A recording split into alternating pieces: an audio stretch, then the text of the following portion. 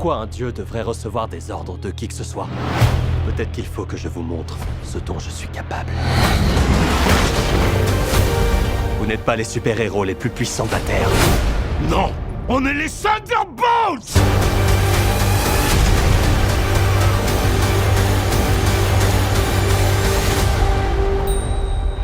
Bonjour tout le monde, bienvenue pour cette nouvelle vidéo avis dans laquelle aujourd'hui nous allons parler du film Thunderbolts avec le petit Astérix aussi qui va bien. C'est un film qui est sorti le 30 avril 2025, il y a quelques semaines maintenant, qui est réalisé par Jake Schreier. Je sais pas comment le prononcer, donc je le prononce comme ça. Voilà, je suis désolé si c'est pas comme ça. C'est un film de 2h06. Avec notamment au casting Florence Pugh, qu'on avait déjà vu dans Black Widow comme David Harbour, et Sebastian Stan qui joue le soldat d'hiver. Soldat de l'hiver, je sais plus comment on dit. Bref, qui joue Bucky, et qu'on retrouve donc dans ce film qu'on avait déjà vu dans le film précédent. C'est le deuxième Marvel de l'année. Le film précédent c'était Captain America Brave New World. Il était déjà dans ce film, et il est à nouveau dans celui-ci. Voilà. Pour le petit récap, pour le petit contexte, voilà. Nous avons donc Thunderbolts. Alors, j'avais plus de hype de voir ce qu'allait donner Captain America Brave New World que ce film-là. J'avoue que je n'en avais rien à faire. Les bandes annonces me donnaient pas envie.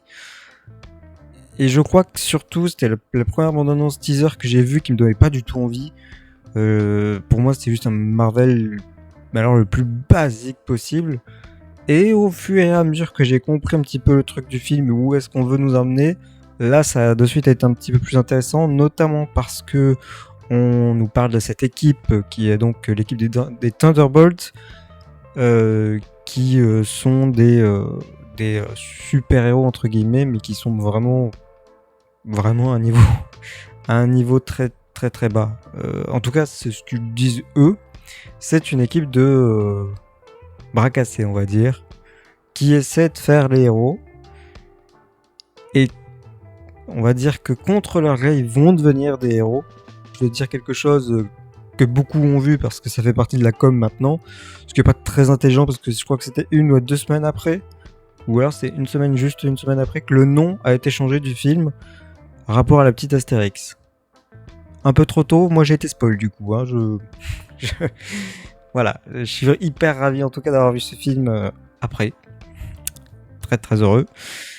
Donc pour y aller vraiment dans le vif du sujet, c'est pas le pire Marvel. Je m'attendais à ce que ce soit pas le pire, mais pas loin, parce que franchement, il y a une sauce Marvel qui me déplaît.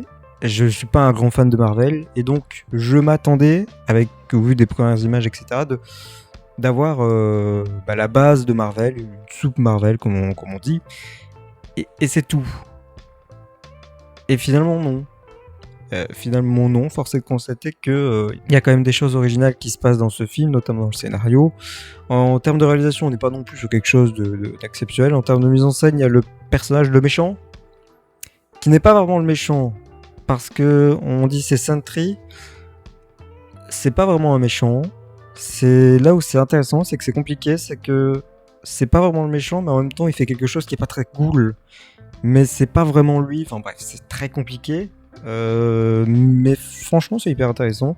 Sur la mise en scène, il a un pouvoir qui réduit à néant chaque individu, et donc qui plonge au fur et à mesure la ville dans le noir complet, et c'est plutôt intéressant. Ça me rappelle, pas dans le noir complet, mais qui enlève les couleurs.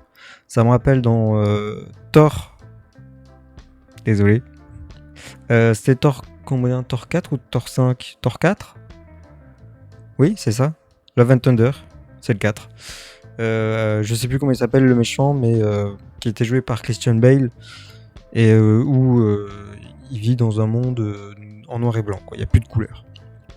Et donc du coup ça m'a fait un petit écho, mais vite fait, hein, parce qu'après sur le reste on est quand même sur un film un peu plus qualitatif. Au niveau de l'humour, j'ai pas fait exprès, mais effectivement dans Thor 4, bon, l'humour on n'en parlera pas, hein. C'est pas que c'est pas drôle, c'est que c'est beaucoup trop... Bon bref, c'est Thor 4, on n'en parle pas. Je pense qu'on est tous unanimes sur ce sujet. Sur ce film-là, l'humour est bien traité, ne tombe pas quand il faut pas. Justement, ça tombe quand il faut. Et ça se prend au sérieux. Et c'est ça qui est bien, c'est un film Marvel qui se prend au sérieux. Alors cela dit, Captain America, pour moi, il se prenait au sérieux. Le Brave New World, le 4 donc. Donc j'avais pas rencontré ce problème-là. Celui-ci un peu plus, mais honnêtement c'est pas dérangeant. Et limite, c'est pas du tout ce que tu retiens du film. Alors vraiment pas. Ce qui est positif, donc, pour un Marvel. Donc ouais, en gros, c'est pas le meilleur des Marvel qui est sorti pour le moment. En même temps, sur les 3 films de l'année, je misais beaucoup sur Captain America, finalement, bof. Donc peut-être que les 4 Fantastiques et le prochain sera encore mieux. Je sais pas si c'est en juin, en juillet qui sort. Les 3 films sortent de façon très rapprochée quand même, parce que Captain America c'était février, là on est en avril pour Thunderbolts, et du coup c'est juin en juillet, il me semble, pour les 4 Fantastiques, il me semble, hein. Si ça se trouve c'est plus loin, et je m'excuse, il y a quand même 2 bandes annonces qui sont sorties, donc je pense que c'est dans pas si longtemps, je sais plus, mais la date s'affiche, comme ça, soit je me suis trompé, soit je suis pas loin. Au niveau du casting, donc on a on va dire les 3 persos principaux qu'on a déjà vus, qu'on revoit donc ici avec une équipe qui se forme, qui n'est pas du tout fait pour s'entendre ou pour être, enfin ils sont pas ensemble dès le début quoi, hein. Ils sont censés tous s'entretuer et finalement ils forment une équipe autour entre guillemets du méchant, encore une fois, qui n'est pas vraiment le méchant et qui au final va se transformer en une équipe. Et donc c'est plutôt bien amené. On va être honnête avec ça, c'est plutôt bien amené, c'est intéressant aussi, c'est un développement intéressant au niveau du personnage aussi, de Sentry, qui est au centre du film. Voilà, c'est dit, c'est fait. Et qui apporte une touche de nouveauté intéressante aussi pour Marvel. C'est vrai qu'il y a tellement de personnages Marvel. Il y a celui-là, il est giga fort. Et alors le seul petit défaut que j'ai quand même à dire sur ce film, c'est que les pouvoirs surhumains de Sentry, on les voit trop peu.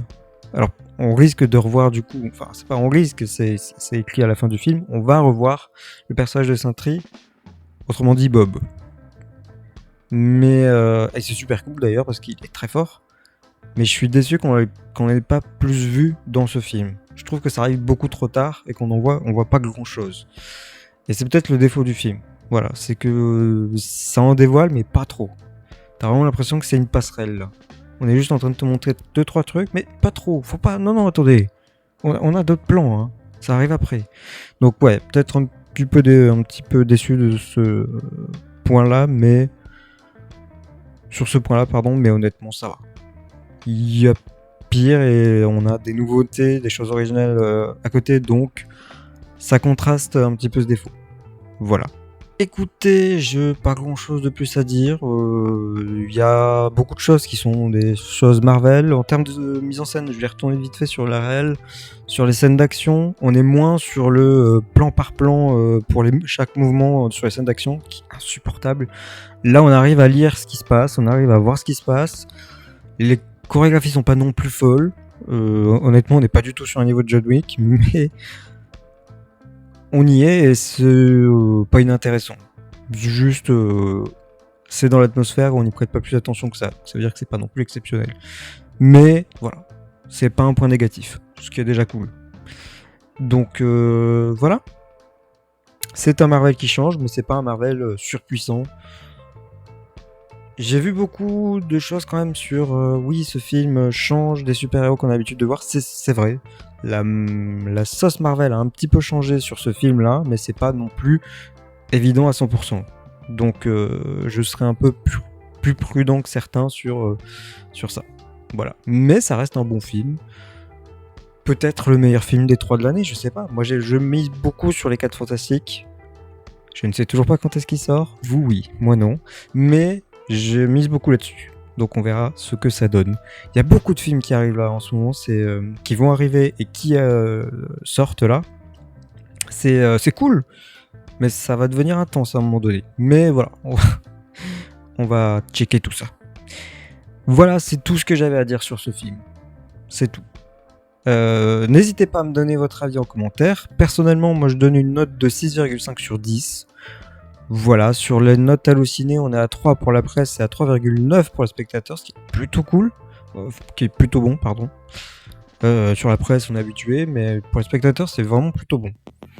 Voilà, on se retrouve la semaine prochaine pour une nouvelle vidéo, avis ou réaction. Sur ce, portez-vous bien. Ciao.